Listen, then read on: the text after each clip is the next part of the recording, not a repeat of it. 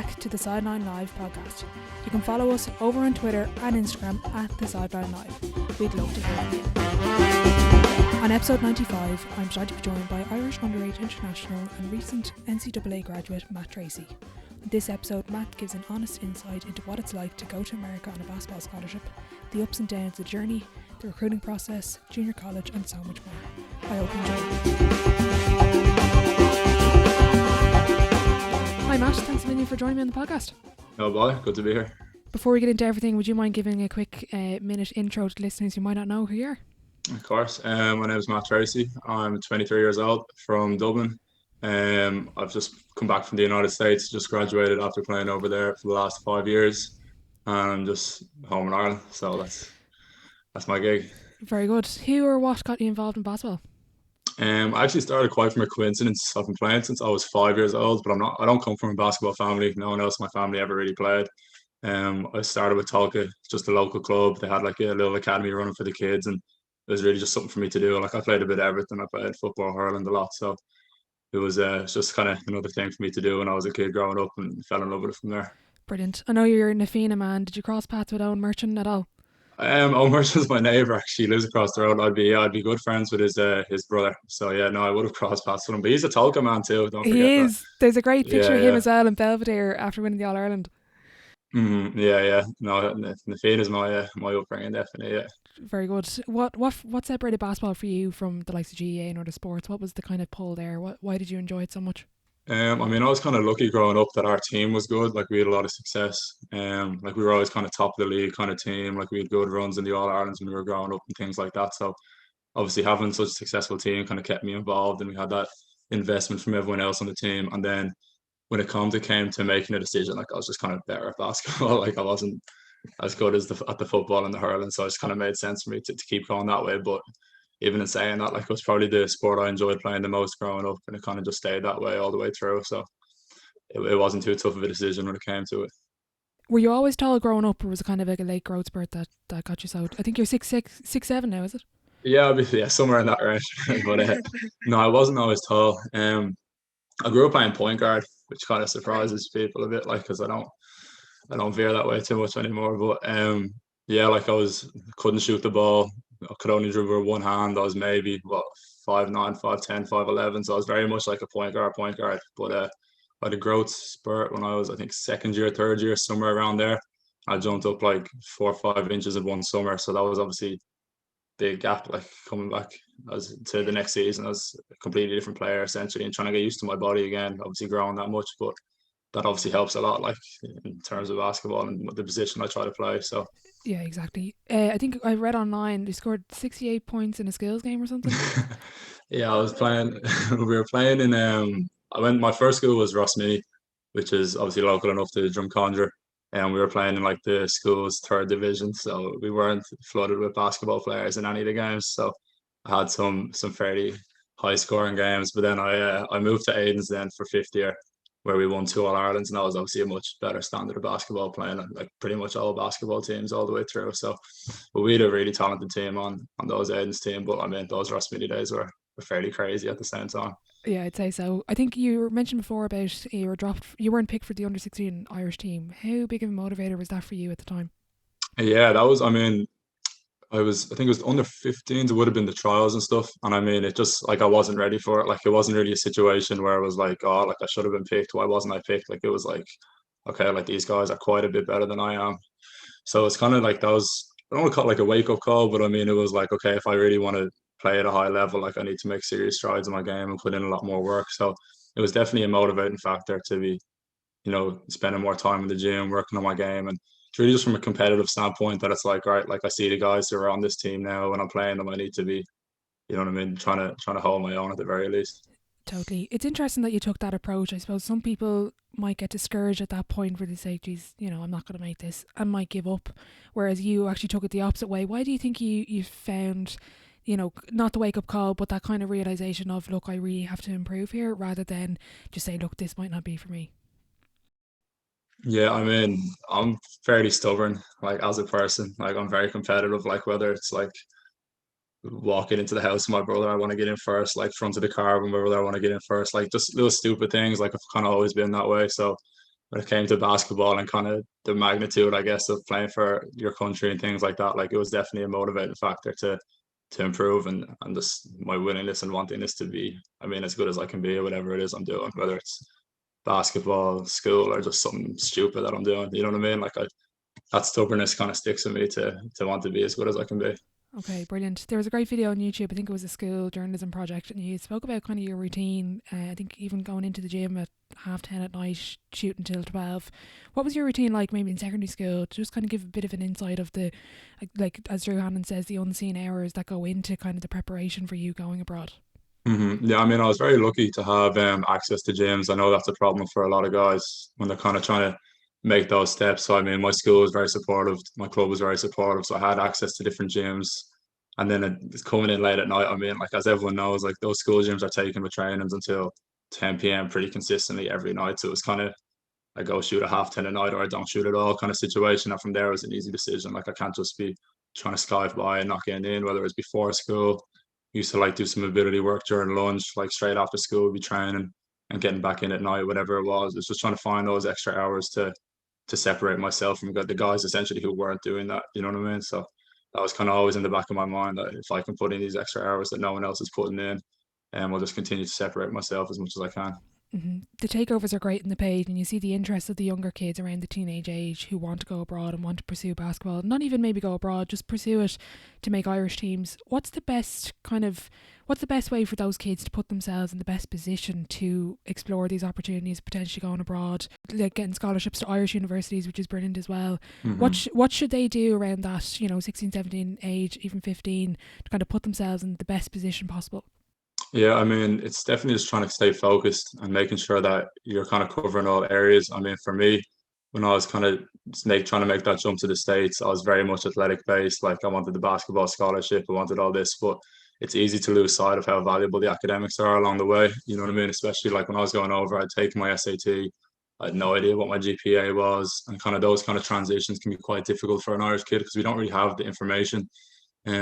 So I mean, there is something I'm working with at the moment called Numerous. It's a new Irish startup, and I mean they've been running in the soccer now for a couple of years. They're trying to break into the basketball space a bit, and it's just really trying to inform these kids and provide this kind of, I mean, educational approach to trying to pursue these scholarships. And making sure you have your SAT set, making sure your GPA is okay, and then I mean, athletically, it's kind of most kids that are playing for Ireland are already playing for a club, already playing for a school.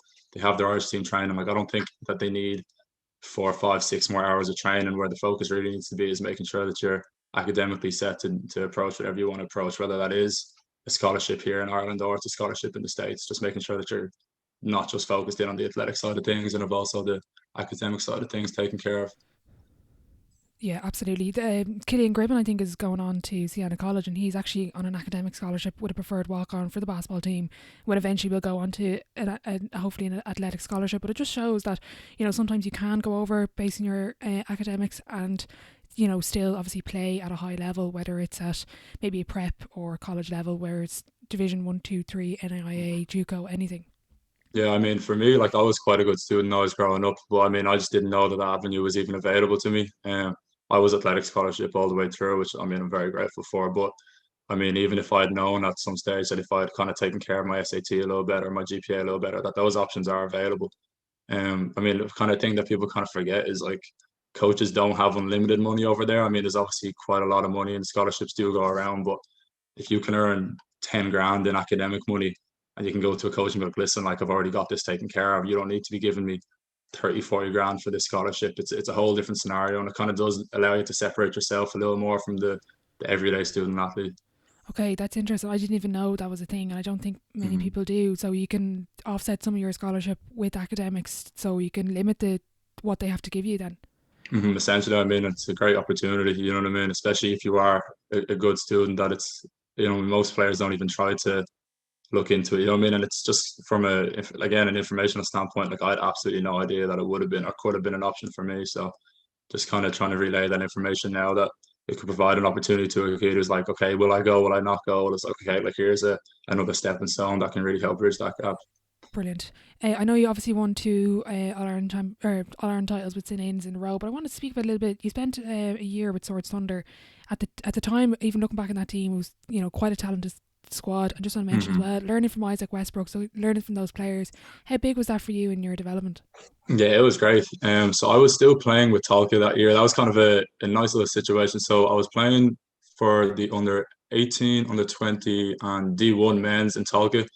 But my kind of worry was it was my year before going to the States, and I wanted to have that experience of training at a higher level pretty consistently. So, coach at Swords Thunder took me on as a practice player. Essentially, like I never played a game for Swords Thunder that whole year. I was really just a practice player all the way through, and that was kind of the plan the entire time. But that team was loaded. Like having Conroy, Justin as the two Americans, we had the two Spanish lads who were incredibly talented, especially the big man was excellent. Like and then even guys like Charlie Coombs that come home, like Alex Delenko's on that team, Isaac, everybody, like it was loaded from top to bottom. So, I mean, just the experience every day. Like, I mean, I think I'm a player that can play a lot of different positions. So, having guarding Isaac one day, guarding Conroy the next day, Charlie the next day, like it gave me a lot of different looks and a lot of different games to kind of analyze. So, it was a great experience. It definitely was. And I mean, they won the cup that year. So, it was obviously a very talented team. So just being around that and seeing how the guys prepared was a real bonus for me when I was trying to make that transition to the States.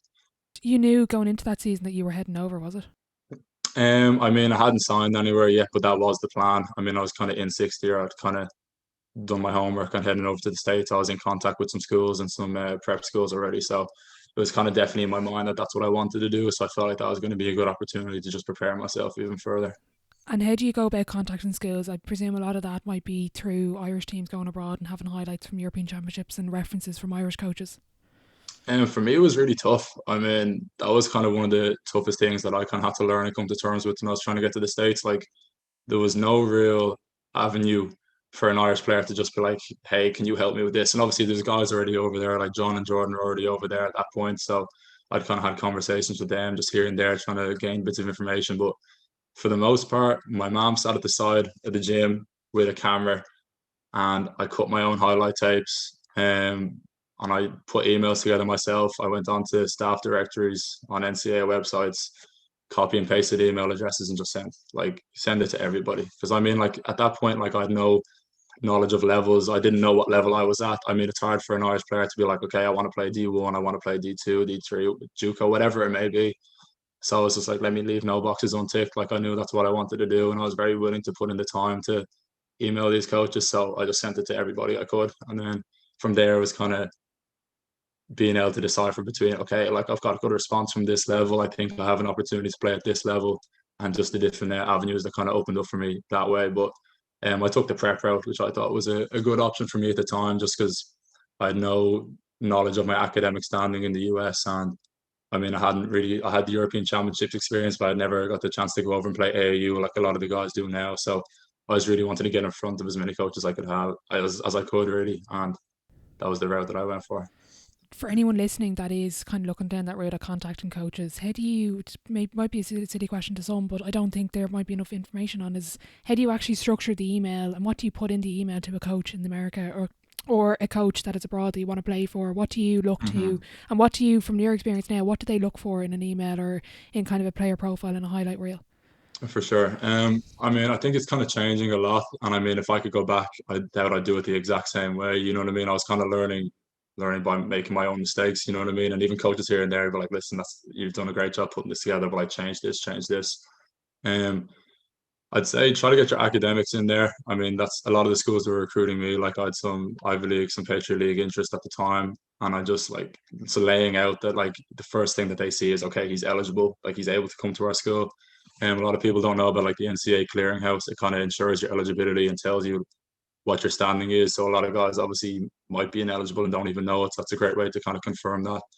And then from a highlight tape perspective, I mean, it's just getting your clips in there. Don't use songs that have curse words in them, like just little things like that. Just that, like a coach, you don't want to give any coach an opportunity to form an opinion of you before you've really got to have that conversation. So just making sure that everything's politically correct, I would say, you know what I mean? Like your height's in there, your weight's in there, your academics are in there, your highlight tape is in there, but it's no trying to keep it as clean and as organized as you can. You don't want to open up an email that's a mess and for them have to go looking for information or deciphering what you're trying to tell them. Like it should be, here's this, and this, like A, B, C, D. Here's all the information you need. Like now you can do what you want with it. You know what I mean? Instead of having them to a job to do when they get the email. Yeah, that makes sense. You went to Combine Academy in North Carolina. How do you go about finding prep skills and choosing them? And what do you look for in a prep skill? I mean, I sent these million emails, but Combine actually contacted me first, I believe. That was after I had a pretty good showing at the under 18 Euros at the time, and I was only in fifth year, so I still had a year to go after that, which is kind of ideal because well, I know a lot of the under 18 guys are already in sixth year when they're at the championships, which can be difficult to then try to transition into getting recruited, you know what I mean, at that late stage. So they were on me pretty early. I mean, I was obviously had an interest, but they were definitely more of a startup prep school. Like they've kind of exploded in the last few years. They're top three high school team in the country. Like they've had Team USA guys, pros coming in constantly, like sending 10, 15, 20 guys D1 a year. Like it's a really high level program. So when I was coming in, it was the first year. They had been a program, but it was their first year on their new campus, which has kind of been the real change in their development. You know what I mean? But it was an unbelievable experience. I still have a great relationship with all the coaches there, a lot of the management people there. Like it's one of those places that I'm always going to look back fondly on, and I feel like I need to go back and visit. You know what I mean? The campus is it's a lot different. It's a lot different than when I was there. They've really leveled it up, but I mean, I've nothing but good things to say about that place. Yeah, it's cool to be able to say you were there first, kind of before all Oh the big yeah, names, like, kind of put your stamp on it as well. yeah. But what's it like going over there? Is there kind of like a bit of a reality check? Is it, all what it's cracked up to be, maybe at the prep level, kind of give us a bit of an insight. I worry sometimes with the takeovers. I paint this really pretty picture of the experience, and it might not be what it's all cracked up to be sometimes. Yeah, I feel like people need to remember, like, if you're following athletes and stuff or in the States on social media, like, we're only showing our good bits, you know what I mean? Like, there's a lot of lows. I mean, the highs are amazing, you know what I mean? But there's a lot of lows that come with it, especially my first prep year, just trying to get accustomed to, I mean, just a life over there, you know what I mean? I moved from Dublin, which is obviously a big city over here, and to like Lincoln, North Carolina, a small town just outside of Charlotte, population of zero. You know what I mean? Like there's nothing out there. You know what I mean? I mean that's kind of what I was looking for. I wanted to go over there and play basketball. I wasn't trying to. I mean, as a prep school student, I was still focused on getting a scholarship. You know what I mean? So it was definitely a basketball focus, but it's not easy. I mean, everyone's going to deal with homesickness to some extent. Like it's inevitable. You know what I mean? But just obviously trying to stay focused and sticking to your plan and trying to get through that is important. But what I found good was my prep school season didn't start until October. And obviously, since Combine had been recruiting me for quite a while, we'd kind of planned that when I finished the European Championships, I went to the under 20 European Championships and then came home for, I think it was like a week to 10 days and flew straight over and did like a 10-week just working out, getting accustomed to life, I mean, I had to cook for myself over there for a while. Just like even small things that I was like not ready to be thrown into, you know what I mean? That the American guys were a lot more used to. So that helped me a lot, just being able to transition a little more instead of just being like, okay, here I am in a gym with 15 Division 1 athletes, you know what I mean? That I was more prepared for that and was ready to play. And I think that definitely stood to me when our game started because my transition period, I think, was a lot shorter than it would have been had I just got off the plane and got to playing, you know what I mean? Absolutely. And how big of a an advantage was it playing with the under 20 Irish team, going into that as well, kind of being with the older lads? Kind of that would have been a pretty stacked team with the under 20 level as well. Yeah, so I mean, my initial intention wasn't to play for the under 20 team. I'd kind of looked into going over and playing AAU just to, I mean, trying to get my name across. Like I had my sights pretty set on the US, but then when the team started to get put together, like you can't really turn down an opportunity to play for Ireland. You know what I mean? Like every time, it really is an honor. It's a privilege. So when the team started to get put together, I was like, absolutely, like I want to be involved. Team was loaded, but obviously playing up was definitely a different experience. Like the under 18 team, obviously being my own age, it was my first taste of European basketball. But the guys are still the same age as you. Like there's some freak athletes, but when you go to the under 20 level, like we played Croatia and the whole roster was already playing professionally. You know what I mean? And most of our team were like, I think 6 or 7 of our team were of the younger age of the under 20. So getting that kind of experience is just invaluable. Like it's just, you can't, yeah, it's just a crazy experience. You know what I mean? Like it's super high level guys, all super high level athletes, seeing how they carry themselves, seeing how they prepare. It's just really interesting. Definitely. How did you find then going to Combine? Obviously that 10 week kind of introduction, we'll call it, was obviously hugely beneficial. But then getting together into the season, kind of how did things kind of snowball? How did you find the whole it kind of not only balancing the basketball side of things, but the recruiting side of things and trying to get Mhm. scholarships as well? So the recruitment side of things is so stressful. Like there's no other way to put it. Like even like from the top guys to the lowest guys, no matter if you're getting recruited, not getting recruited, it's the same stress for everybody because there's always going to be another school that you want. You know what I mean? You could have 20 Division 1 offers, you know what I mean, and then you want Duke. You know what I mean? Like it's not kind of a situation where it's like, you know what I mean? It's just it's stressful all the way through, and it's just the unknown. Obviously, like I was going over there for my first time in the United States, and it's like, right, like I need to get some offers or else I'm on the first flight back home to Dublin, you know what I mean? So that kind of stress. So I think when I did get my first couple offers, it was like, okay, it was kind of reassuring that like I'm meant to be here. I'm more than capable of playing at this level. So that was definitely a good thing. But I mean, once I got into the games, I kind of found that, I mean, I wasn't sure what to expect in terms of level, you know what I mean? Like you do great at the European Championships, that's fantastic, but like it's a different game over there. Like the athletes are really incredible. You know what I mean? It's a faster game. You kind of a lot of different things expected of you than it would be just playing in Europe. So getting accustomed to that was a challenge. But I mean, once I started to play a few games and I realized that I was, more than capable and putting up good numbers, that it was a situation where okay, like now it's recruiting time. You know what I mean? And that's obviously a challenge. So. Mm-hmm. Can you enjoy that process, or is it just complete stressful, kind of trying to figure out that recruitment side of things? Looking back on it now, it's enjoyable because like it's wild, you know what I mean? Like you're hearing from schools all over the country, like they're all telling you that you're the best player in the country, you know what I mean? Like they're all telling you the same thing, but it's trying to obviously decipher that as a young player that like, okay, like who actually wants me, like where's the best situation for me? And then I think everyone gets caught up in level a little too much. Like that's something I wish I'd kind of known going over. Like, I mean, it's tough to say, but like I was definitely like I wanted to play Division 1 basketball. Like every kid wants to play Division 1 basketball, you know what I mean? But I think like getting over there and kind of getting a better understanding of the levels, that it's far more beneficial to be playing significant minutes than sitting on a bench at a level that's probably a step or two too high, you know what I mean? So that kind of thing is definitely a challenge, but I mean it's kind of you just have to go through it to experience it, you know what I mean? Like you can give as much advice as you want, but like everyone's journey is going to be completely different. Like I was lucky that I ended up with quite a few options whenever I was getting recruited and I had decisions to make. But for a lot of players, it's okay, I've got one offer, this is where I'm going, you know what I mean? So it's hard to kind of branch everyone's recruiting process into kind of one piece of, I guess, advice or anything like that. Like everyone's journey is going to be completely different there. And it's kind of, it is on each individual to figure it out because what I wanted might be completely different to what the next guy that goes over there wants, you know what I mean? So Mm-hmm. it's kind of just Absolutely. making sure that you're ticking all your own boxes at the same time. If you had to do it all over again, a great question from Ryan Leonard. Was trying to read it here. If you do it all again and you're back, kind of not only in combine but kind of going through your other decisions, from what you looked at the time for kind of what you were kind of deciding about with a school, what categories would you now look at? Has that changed at all? And kind of if you could do it again, what would you do differently in the kind of Mhm. decision making process? Yeah, that is a good question. I think it's very easy to get caught up in, especially, I mean, it didn't really happen as much in my last couple of years, but my first couple of years, it's easy to get caught up in kind of the whole glitz and glamour of it. Like they've got a big arena, they've got a big school, they play in a nice location.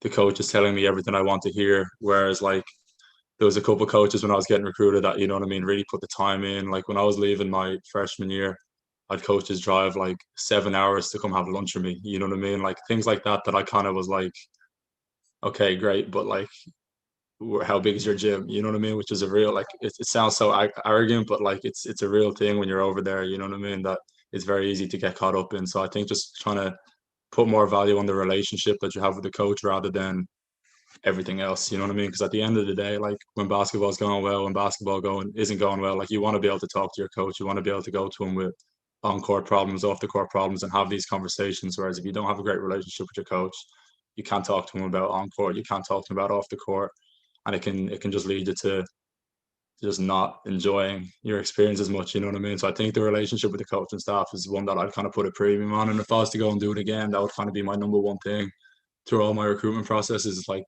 what's my relationship like with all the coaches? Okay, interesting. And when you're having those conversations with coaches, What questions did you ask at the time? And again, would there be anything you'd like to ask them maybe if you were doing it again? I'm conscious that there's, you know, a lot of younger people tuning in that would look up to you guys, you know, like yourself and the guys who've gone abroad and are kind of trying to formulate their own process and their own decision making. I wouldn't even one question in particular would be hard to kind of single out. Like, as I was always a question asker. Like, I was going to ask, if I had 50 questions, I was going to ask 50 questions. You know what I mean? Like, I just don't be shy. You know what I mean? Like, at the end of the day, like, the coach is recruiting you, but like, this is your life. Like, you're the one that's going to have to go to the school. You're the one that's going to have to get on the plane, leave your family, and be over there. So I'd say ask absolutely anything and everything, and like, don't think that it's a stupid question, or don't think, oh, the coach probably doesn't want me to ask this. Like, no, like, it's a big decision every time. You know what I mean? Like, you really are going to be uprooting your life and moving across the world. So just make sure that you've covered all your boxes and you're not going in with unknowns. Like, if there's something that's like, oh, I wonder what this is going to be like when I get here, ask the coach. And if the coach isn't really telling you, just find the roster list and start asking the players. You know what I mean? Because for the most part, the players aren't going to lie to you. Okay, that's a good point. Actually, I didn't even think of that. Kind of asking the players that are currently there. You mentioned your parents there. How does that conversation go? Kind of maybe originally being like, I want to go to America, and how does that kind of be like, well, I'm getting these scholarships, I'm going to stay over here. I presume obviously they were very conscious of education. So how does that conversation go with your parents? I mean, I was dying to go over to the US for high school. Like, that was kind of when I got into TY, I was like, right, mom, like, I need to go. You know what I mean? And they were like, absolutely not. Like, you're finishing your, because I mean, it's tough. Like, we weren't a basketball family, and telling my mom at 16 that I want to drop out of my leave and cert, like, and head over to the States and play basketball, she's thinking, like, you know what I mean? He's not even going to get his own high school diploma, whatever it may be. You know what I mean? So it was, the first conversation was definitely like, okay, like, you need to finish your leave and cert. You know what I mean? And looking back, like, I don't regret that at all. Like, that was fine. And then I think between that first period of me being like, okay, I want to go to high school, and me being like, once I finish my leaving cert, I'm going. She kind of saw the interest I was getting and like how these coaches were replying. Like, coaches wanted to be on phone calls with her and my dad, like, just to explain what they had to offer. So that was kind of like, it was just a learning experience, not only for me but for them too. That, like, it's a lot more organized and serious, and my academics are going to be taken care of. It's not a situation where I'm going to go over there and end up without a degree. So it was, I mean, it was just as much of a learning experience for them, I think, as it was for me. But I mean, they look back at it now and kind of have a different opinion of it, I guess, than they would have then, because they were obviously very cautious. And I mean, sending your son away across the world when they didn't have an understanding of the sport essentially is obviously a very difficult thing. But they were always really supportive of me, like, whether it was playing for Ireland, heading over to the States, they were always like, listen, like, pursue what you want to pursue. And they were always 100% backing of whatever it was I wanted to do. And even through the recruiting process, it was very much, Matt, like, you know what you're doing, just make an informed decision. So they were great in that aspect. That's great. Just out of interest, with your time at Combine Prep, there's been this kind of debate going on about an Irish academy, like an official Irish basketball academy. If there was one to be set up here in Ireland, well, first of all, do you think there's a need to set up the academy? I think most people would say yes, but when you put the reality of you're taking the best players out of their club and putting them into one place, maybe would that dilute the club game a bit? And if you were to set up the academy, what would they need to do to make it a successful project and a successful path for players to whether it's go abroad and play pro or play college or whatever they want to do? That's a tough question. In terms of an academy, I mean, I'm not fully in agreement with that. Like, I think, like, I was very happy playing with my club and playing with my school. And I wouldn't, like, my best friends to this day are still my best friends from playing for my club, playing for my school. So if I think, like, if I would have left that, like, it's just the same experience of just being a young kid. Like, I don't think you need to take a 14, 15-year-old out of his club and take him out of his school to play somewhere in the same county. You know what I mean? I just don't see the point in that. Like, as long as they're working hard and putting in their time, like, it's fine. What I do think is great though is, I know Basketball Ireland have set up, like, the regional academies. I think that's fantastic, because that's a supplemental thing. It's not drop out of school, drop out of your club. It's okay, we're getting the best players together, and it doesn't have to be 5 times a week. You know what I mean? That's such a motivating thing for a 15, 16-year-old. For every, I have no idea how often they play. And I'd love to get some more information on that. But whether it is every second week, once a week, whatever it may be, that, okay, now I'm around all the best players, and you're around equals, people that think the same way as you, that are trying to be the best player that they can be. I think that's very motivating, that they can go to that, and then whether it's 2 weeks they have away, that gap in between that 2 weeks, it's okay, like, now this is what I need to work on if I want to be competing you know what I mean, at an even higher level. But I don't think that players need to be leaving their clubs and leaving their schools. I mean, as long as they're working hard. Now, it could be a situation where there's no team for me in my club. There's no one with the same interest. Like I was lucky, like we had a good team. There's always someone for me to go shoot with, rebound with, go work out with. So I mean, I might be a little biased in that sense, but if I could go back, I wouldn't have gone to an academy if it was an option for me. Out of interest then, kind of getting those offers when you're in Combine, you eventually ended up at Urbana University. What was the decision process of going there? I know you only went for your freshman year, but what kind of went into that decision, and how did you find that experience? Yeah, so the end of my prep school kind of happened very unexpectedly. Like I was kind of getting a lot of problems with my hips. I was in a lot of pain realistically, and I didn't know what it was. I happened to be in Atlanta with one of my close friends, and he was at the doctor's getting his knee checked, and I was there, and I was like, "Listen, like, can you take a look at my hips? Like, while we're sitting here." He jumped me in for a quick MRI, and he came out, and he was like, "You need surgery on both of your hips." So that was kind of like I'm in the middle of a recruiting process. Like I'm trying to still put myself in front of these coaches. Like I've got interest from Division 1, Division 2 schools, and then boom, like you need surgery quick. I got like cortisone shots and stuff. I played out the rest of my season. I only had a couple of weeks left, but it's kind of tough when I was talking to these schools. It's like, listen, like I'm really interested. I'd love to go to your school, but like I'm about to get surgery. Like you can't really hide that. You know what I mean? Like it was a process. Like it put me out for quite a few months. That like I if you still want to take a chance on me, like I'm absolutely for it. And Urbana the whole way through, the coach was like, listen, like I want you. I think you're a great player. You're going to be influential for us.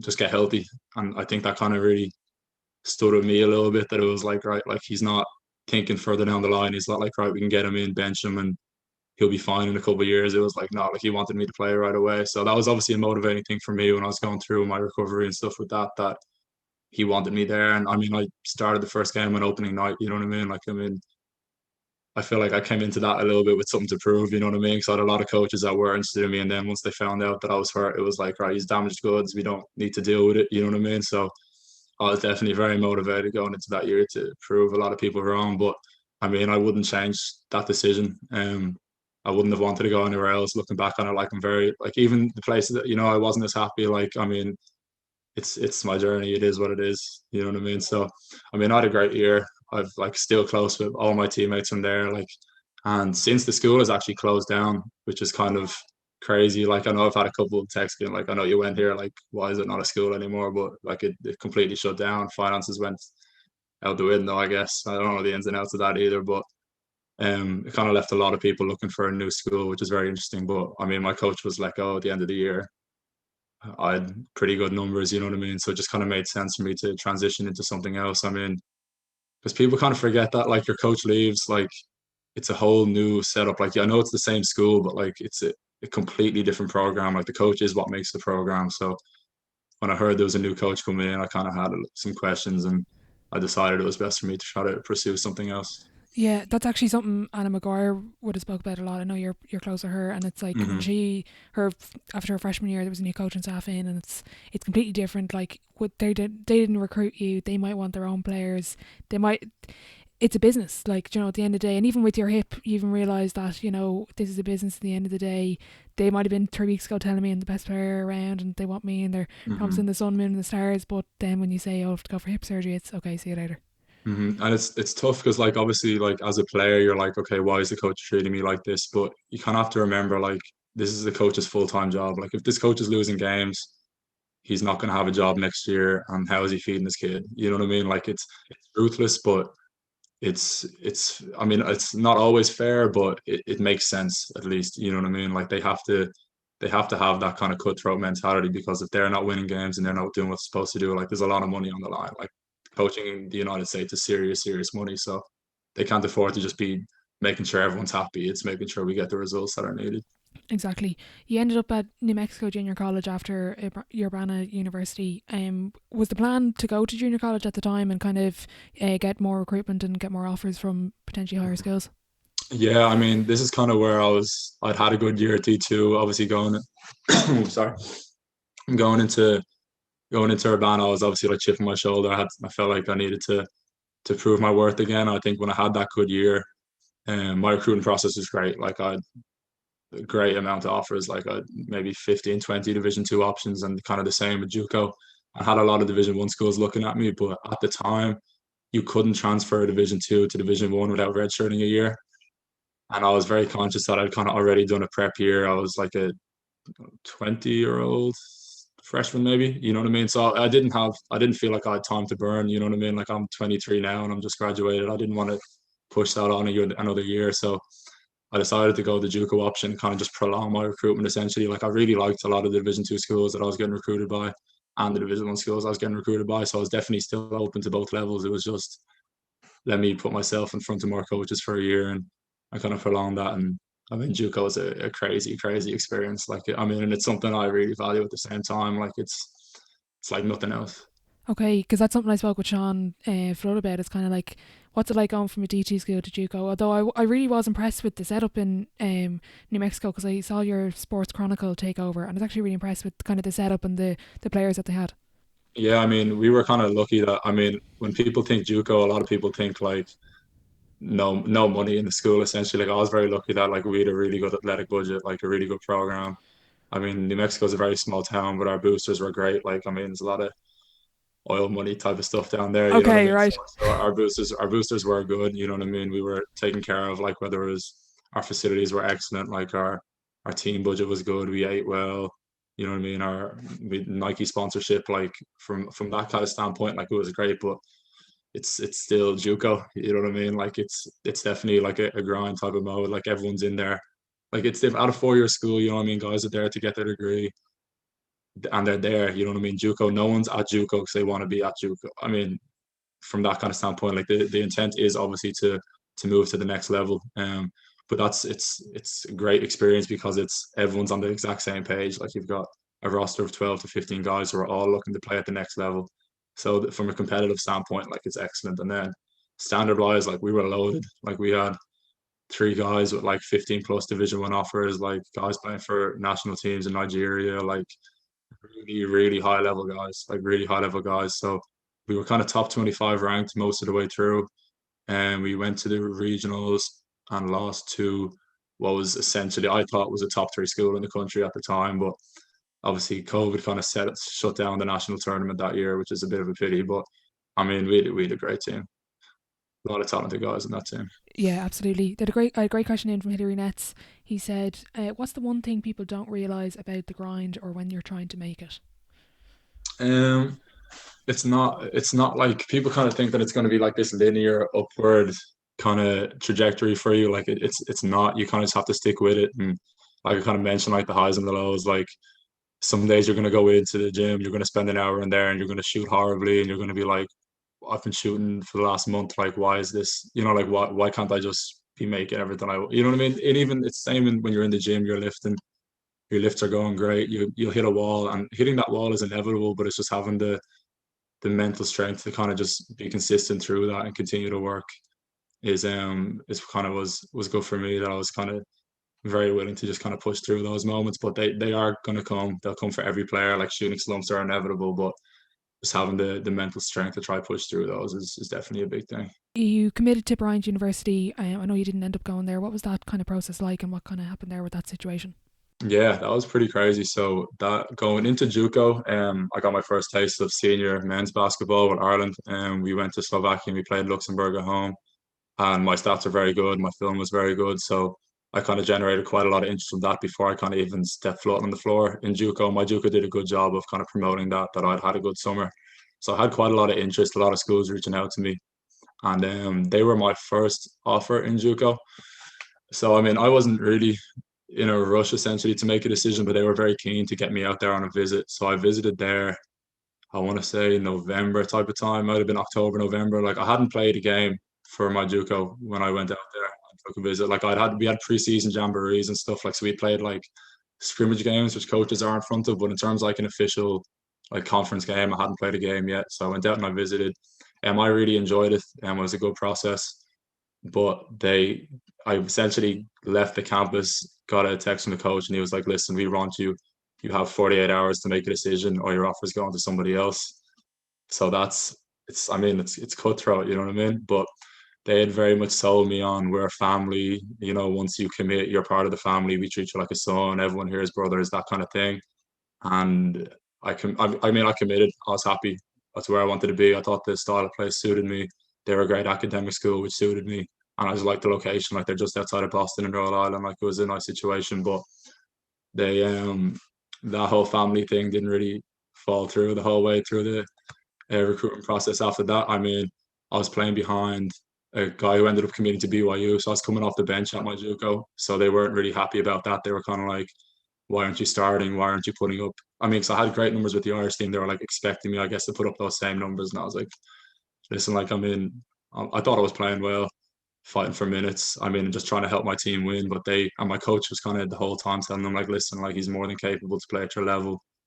He's having a great year. He's just obviously, we've got some high major guys on this team. You know what I mean? So there's not going to be 40 minutes for everybody. And they weren't kind of the same opinion. So they eventually asked me I had signed and everything. I'd gone through the committed sign. They kind of told me that they wanted to give my scholarship to another player. So it was a situation where I could have been like, no, like I'm signed, I'm still coming, but I don't think I wanted to be somewhere where I didn't feel wanted. So I guess the family wasn't that tight. Yeah, look, again, basketball is a business over there, and this Mm. is unfortunately kind of what happens. And, you know, again, maybe kids here don't realize that these things happen, and it's kind And of like it's it happens quite a lot. Like I know we've had like Anna on here, she spoke about it a little bit, like Ryan's talked about it. Like they're as good as it gets really basketball wise. Like they're incredibly talented players, really good students. Like it happens, you know what I mean? And for me at the time, like people don't really speak about that a lot. Like I feel like when things like this happen at schools, like it kind of gets like swept under the rug and players aren't very open about it. Like they want to have, oh, I just didn't like this. Like, no, like if the coach told you to leave, it's like it's not the end of the world. You know what I mean? It's and that was tough for me at that time. Like I'd signed, I was committed, like I was excited to go, and then I was like, I'm not wanted. You know what I mean? It's a tough thing to go through, especially when I was only like at that age and that deep into the recruiting process. Like what kind of bothered me with them is I'd signed in November or so, and they didn't tell me that you know, I mean, they wanted to go in another direction until like late into March. You know what I mean? So my season was almost finished. Guys had been getting recruited for like 4 months in between, and I wasn't talking to schools. Coaches didn't know that I was available, so it kind of put me in a tough situation. And I was like, okay, like I need to find my next spot. You know what I mean? And then COVID too. I mean, like that this all happened, and then a few weeks later, COVID hit, and I couldn't take any visits. You know what I mean? Schools weren't like I came back to Dublin in like middle of March. You know what I mean? Whereas usually at the JUCO level, you're kind of getting recruited all the way to the end of the semester. So it was definitely a tough period. did you find that when you had unsigned with Bryant that other schools were kind of put off? Like it's interesting. Like I was listening to a podcast with an American player, and he was saying, "Oh, because I got an offer from this school, then other schools started to offer me because it was like, oh well, this college is looking at me." But it's the same. Is it the same process when a school is no longer interested in you that other schools might have a negative look maybe?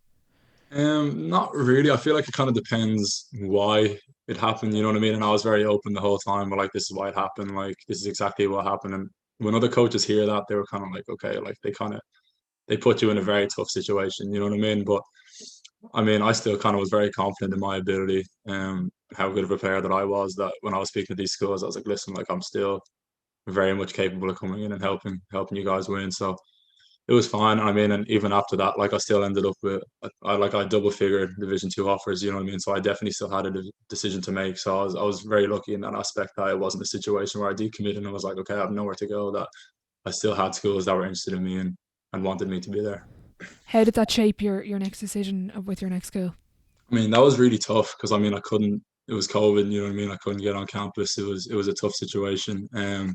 I ended up at Valdosta State. We won a championship.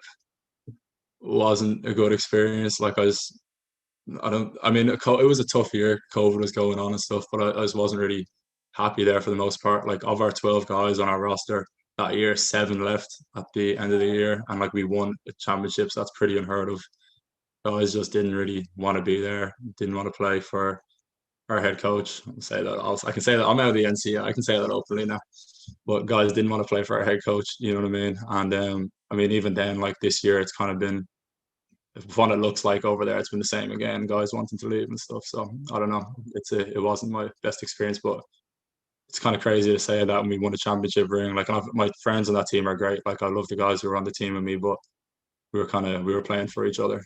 Okay, very good. Your final year, then you ended up at South Nazareth. How did you find that experience, kind of finishing off your senior year and getting your Yeah, I degree? mean, that's such an incredible group of people. Like, when I was kind of leaving Valdosta, my big thing was, listen, like, I want a relationship with my coaching staff. I want like a group that really feels like they're close knit, and I really feel like I found that.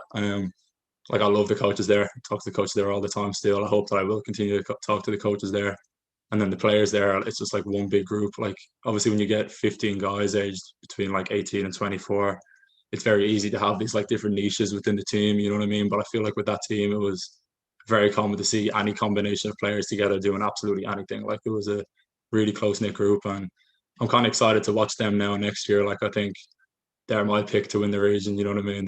They could really make an Elite Eight run this coming year. So I'm excited for the coaches there and the players. Like, it was a really positive experience.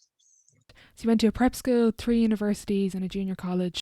Listen, it's every time I hear that I'm loud, I'm like, what? That's mad. But I mean, it wasn't really like my intention coming out of prep school was to find the school that I liked and be there for 4 years. So it was just, I mean, it comes at you quick. Like, it's ruthless over there. You have to be ruthless from a player standpoint, because you know the coaches are going to be the same way, and then the coaches are obviously going to do what they're going to do. So it was a process, but like I said, like, it's my journey. You know what I mean? I wouldn't want to change it. You know what I mean? The relationships I've kind of developed over the years. Like, I'm still incredibly close with teammates from every one of those schools. So I wouldn't trade it. How do you manage to transition from a number of programs, kind of different roles within the team, even just socially? Like, how difficult is that to kind of manage and kind of go through? That's a great question. Socially, it kind of really took me out my comfort zone. Like, when I was going over, I mean, I was a little more quiet. Like, I was quite reserved, but it kind of gets you in a situation where it's like, if I don't really put myself out there a little bit, like, I'm just gonna have no friends. You know what I mean? Like, you've got to have some kind of level of confidence and just be able to approach people and talk to people. But obviously, being on a basketball team is such an advantage. Like, if I was transferring as a regular student, trying to break into different friend circles is obviously a lot more difficult. But having a group of guys who are kind of in a similar situation to you makes that a lot easier. Was it athletically? Athletically, it is tough, especially at the 4 year schools, because it's so the Nazarene, the guys who had already been there for 4 years, guys who had been there for 3 years. Coach knew them inside out. They knew the coach inside out. They knew the plays inside out. They knew the school inside out. So you're trying to develop these relationships with the coaches and the players while trying to earn your minutes, while trying to figure out the ins and outs of the school. Like, especially at Southern Nazarene, like, it was obviously, it's a religious institution at the same time. So I had some of those obligations. And I mean, I'm not an incredibly religious guy, so that was kind of a process for me to kind of transition into that too. So that was different. But I mean, it is kind of a situation where you kind of have to put yourself out there a little bit and just be willing to talk to people and like develop these relationships. 'Cause it's very easy to just go over there and not talk to anybody, and you're just going to find yourself sitting in your room all day. Like, and that's not really what I wanted. So that was definitely different. And then, so one other thing you said about the transition. Oh, academically, it was a real transition, because obviously you lose the American system's a lot different to Ireland. Like, there's no core classes like we take. I mean, I picked my classes every semester, you know what I mean? But institution to institution, you can definitely lose credits. So for me, I was definitely keen to kind of still get my degree within the 4 years. So I mean, like, I found myself coming into Southern Nazarene that I needed 46 credits to graduate. And like, for someone who's not in the States, like, you usually take 15 credits a semester. So that's like 30, you know what I mean? So I essentially had a full semester to make up. So I mean, I took my summer classes. I had like a 21 credit semester to finish out, which 21 credits the final semester of your senior year is not really. You guys really want 12, you know what I mean? Not 21, you know what I mean? So I had a tough road ahead to get them done. But I mean, I've always been a pretty good student, so I was able to get that done, which was a big achievement for me, because I mean, it was a lot of credits that I was facing, but I was very keen to kind of get that out the way so I could get graduated still within the 4 years. Something that's really kind of nice to see is all the Irish players that go abroad. Well, not everyone, but there really seems to be a nice little community kind of bond with all the Irish players. Obviously, they're all so spread out. Sometimes you're not close to each other, but it seems to be that, you know, you kind of reach out to each other, kind of check in. You know, might ask advice about different things. I know you're close with Ryan Leonard and the Maguires, but kind of describe that relationship that kind of forms when you go abroad and you kind of see, you know, yeah, Owen might be across the other side of the country, but you might reach out to Owen Nelson or somebody that's over there. Yeah, I mean, you kind of, it's just having a lot of people who are kind of in the exact same situation from you. You know what I mean? That you're away from home, away from your family, and you are the international student trying to break into the American game. You know what I mean? So we see a lot of the same situations kind of take place, a lot of different relationships and stuff. So, I mean, just being in touch and having someone to kind of like resonate with is great, especially like it hits like 7, 8 o'clock over there, you know what I mean? And all your family's asleep, all your friends are back home or asleep. And obviously I've got great American friends, but having somebody who's in a similar situation to you and kind of same upbringing as you to kind of bounce these different ideas off and just have a chat with, you know what I mean, is huge. And like obviously like you said, like the Maguires, like Owen Nelson, like Ryan, like we'd be in good contact quite a bit, you know what I mean? And just being able to have those relationships with other athletes who are in those similar positions is just when something does arise, like you need a question, or even if you need a favor, or let's go on a holiday, like whatever it might be. Like even me and Ryan, like we were both found ourselves not being able to come home for Christmas. Like we just right, like let's where are we going? You know what I mean? It's that kind of thing that you have someone to be around and you have someone to talk to. So it's huge. It really is huge. What's the biggest thing you miss about the US apart from Chick-fil-A? I mean, it's just kind of being around my teammates the whole time. Like we worked out like 2, 3 times a day in the US. So like there's always someone in the locker room, like there's always someone having fun. Like the Americans do tend to have quite big personalities. So when you're in those kind of locker room situations, like it's stuff as simple as that. Like I know an interview that sticks out to me is an interview of one of the NCAA players like crying on the podium and he's like, what are you going to miss most? And he's talking about like he's going out for dinner after the game or going out for lunch or something. Like it is those moments that you really miss where it's like you've got 15 of your friends that you spend like 5, 6, 7 hours with the day and you go from that to like just not having it. You know what I mean? It's such a transition. It's different, but those are kind of the moments I'll miss. Like just in the locker room, like me and my teammates, my coaches being there, like my coaches' kids are in there, like just the feeling like that of after winning a game where everyone's just in there buzzing, chatting. Like it's those moments that you definitely miss the most. I think it's difficult, particularly for players in the US, because at the end of college, there's kind of nothing, like, unless they go pro, that's it. Like, and a lot of players do kind of, you know, maybe that's what they want to do. They just want to do the 4 years college and kind of, you know, kind of leave basketball there. But it's, you know, for the Irish players, it's, you know, there's an advantage. You can go, you know, possibly pursue a career in Europe like Sean, like John, like Jordan, but you can also come Mm-hmm. back here to the Super League and the National League teams.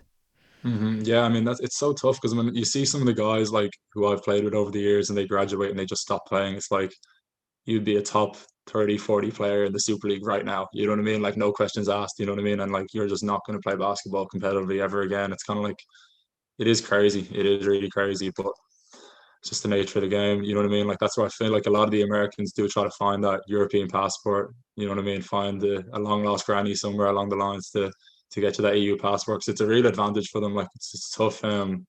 Obviously, especially in Ireland, like we're only allowed one American on the floor. You know what I mean? And that's obviously a controversial one, but it's those kind of situations where it's not like they only want the very best of the Americans, whereas there's a whole bunch of them who just retire who are like way more than capable of playing at levels across Europe. Yeah, exactly. That topic is a podcast in itself. What from your experience of being over there and kind of being exposed to so many players, what separates the great players from the rest of the pack from your viewpoint? I mean, you're always going to have your few like just freak athletes that like don't have to get in the gym, don't have to lift a weight, and they're just naturally just phenomenal players. But the guys who really earn it are it's just consistency.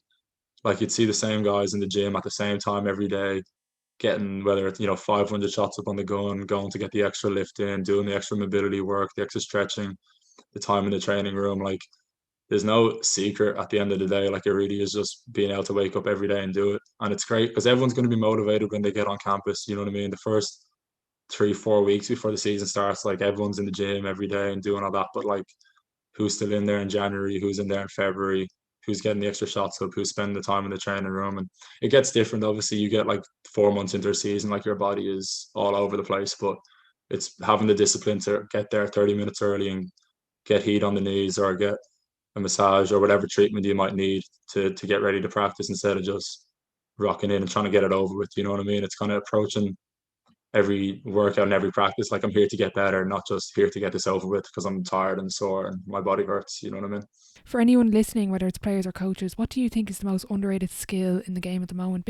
Maybe from that an Irish perspective of Irish club players, Irish coaches. Is there anything that we're overlooking at the moment in the game?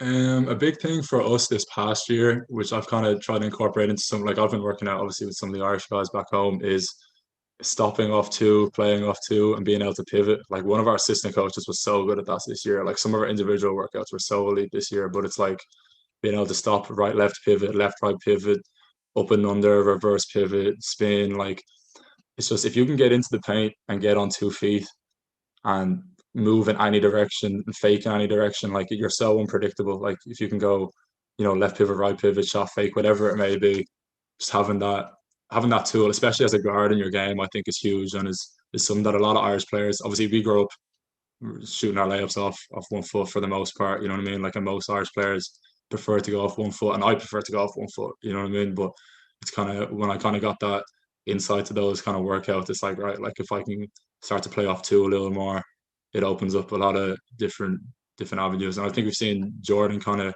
transition that into his game a lot more over the past few years. Like he's gotten a lot better playing off two. He loves that little spin move into his 2 foot pivot, like we saw that all weekend. So I mean, just I think that's something that a lot of Irish players, if they look to incorporate into their game, could see real improvements and just stability. Like you get in the paint and you're jumping off one, you've got a second to make a decision. You've got to pass shoot quickly. You know what I mean? Whereas you get off two, you can take your time, you can pivot. It's just it adds a level of patience, I think, to your game as a guard. Okay, brilliant. I know this summer you're training with the Irish senior men's team. You're also going to play in the Damex Pro League in Gibraltar. How much are you looking forward to the experience and what do you kind of expect from going over there? Yeah, I mean, first, just getting back involved with the Irish team is so huge for me. It's always an honour to be involved with those guys. I mean, great coaching staff involved, great players involved.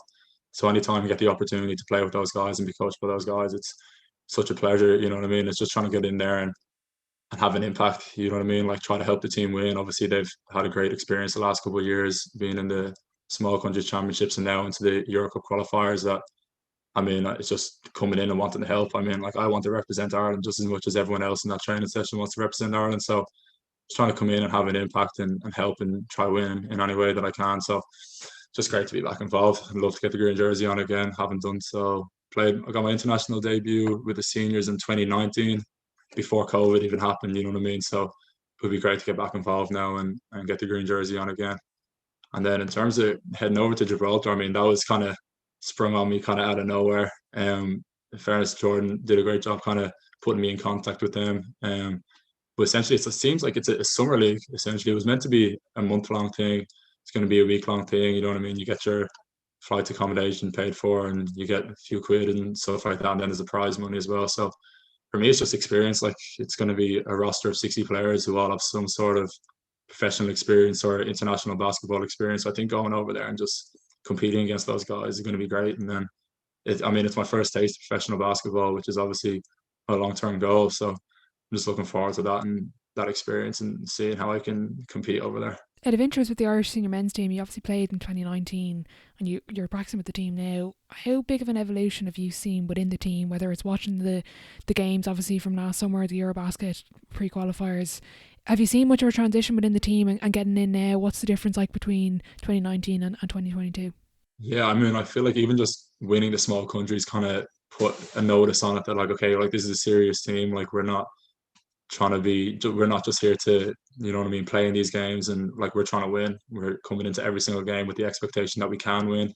Obviously we have Switzerland and Austria the end of this month coming into July, and it's like our focus is absolutely to win those games. Whereas in previous years, you know what I mean, a lot of guys are looking for experience and we just weren't really, tough to say, like on the level of some of these countries, you know what I mean? Whereas now I think we've got the players in, we've got the coaching staff in, really high level team that we think we can compete with absolutely anybody. So it's kind of an exciting time to be involved with something like this where the mentality is like, let's go and win every game that we can play in, you know what I mean? So it's just really exciting to be back around that. And I think it's such a positive thing for basketball in this country that we've got a team that are of that level, you know what I mean? So I think the next couple of years, and we're still such a young team, like for the most part, you know what I mean? So think it's an exciting time to be involved, and just an exciting time for the men's team. Absolutely. I asked a couple of people for questions, and one of them that came back was, what was your plan for next season? I know obviously the aspiration is to play professionally, but for next year, what are your plans? So right now I'm going to do a master's. I graduated with a business and marketing degree in the United States, so I'm planning on doing a digital marketing degree now in TUD, get my master's done, which is a 1-year program, which is ideal. And I haven't made a decision yet on a club, so we'll leave it out for a few more weeks. But I'm hoping to have something set here soon, and I know where I'm going to be playing at.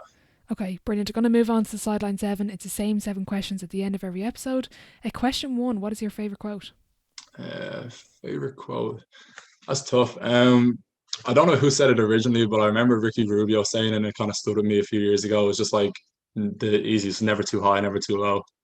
Like basketball is such a game of like 1 minute you're on top of the world, you know what I mean? You're doing this, you're doing that, but like there's a lot of lows, especially with college basketball. You're playing so often, playing every day, just being able to try to keep some level of consistency. Like, and it's like, if I had a bad workout, I've got another one in a few hours. I don't want to let the last one affect the next one. And then if you had a great workout, you can't come into the next one complacent. It's just trying to keep that level headedness, that steady, consistent, always working, like looking to improve. And it really is a progression at the same time. Like there's no perfect player in the world. Like there's literally not a single player that's perfect. And that's why it's such a great game. It's like there's always an area you can improve in. There's always something you can be doing to get better. So trying to play through the highs and the lows. Question 2: what's the best sporting event you've been to? And you can pick one as a fan and one as a player. That's tough. When I was like 10, I went to see Manchester United play in Old Trafford. I don't even watch soccer anymore, like at all. Like literally not even, I couldn't even watch. I'd barely watch an Ireland game these days. Like, but I saw Ronaldo score a goal and I was 10 years old. Like it was unreal. Like, I mean, that was my first big team. Like I wore 10 growing up because I loved Wayne Rooney. Like, you know what I mean? Like this, I was a big soccer fan growing up. So that was huge. Or I've been to a good few NBA games. The one that kind of stands out, I saw the Mavs play the Heat last year. I just happened to have really good tickets. Like I was down there, the place was packed out, like Doncic, Jimmy Butler, like all of them. So that was just a great game to be at, and the atmosphere in that Dallas arena is incredible. And I mean, it sounded the cliche answer, but it's just any time you get to play for Ireland, like the feeling of like standing there, jersey on, like name on your back, and hear the national anthem played for the game, like it doesn't get old. You know what I mean? Like every time, it's just such a pleasure to be representing your country. So it's any time that I've got the chance to do that. Brilliant. That's a staple answer, I think, across all episodes, is representing your country. Question 3: what's the best or the biggest setback or challenge so far in your career, and how did you react to it? It was definitely having those surgeries. Like I've been really lucky all the way through. Like that's my only major injury through like any level of sport. I've never broken a bone, never anything like that. So I've been very lucky, but that was definitely a setback, and it was my first time going through a real like rehab process. So it was just a learning experience, and it was tough, and it was trying to take those small wins. You know what I mean? Like, okay, I can jog today. Today I can get this much flexion out of my leg. Like just small things that you take for granted when you're playing every day. That it's like, okay, like I have to earn the right to play again. You know what I mean? So that was definitely a setback for me. Fantastic. Question 4: what's been the biggest achievement then, on or off the court? Kind of the flip side of the previous answer. On the court, I'm just gonna go the same way again. I mean, my first cap for Ireland, like I was under, especially after not making those under 15 and 16 teams. I think when I got on that under 17 panel, just being able to play for the first time was like, okay, like I've clearly made that jump, and I've deserved to be at this level. You know what I mean? So that was a one for me. And then what was the second part of that question? On or off the court? Off the court. Off the court, I think it's just graduating college.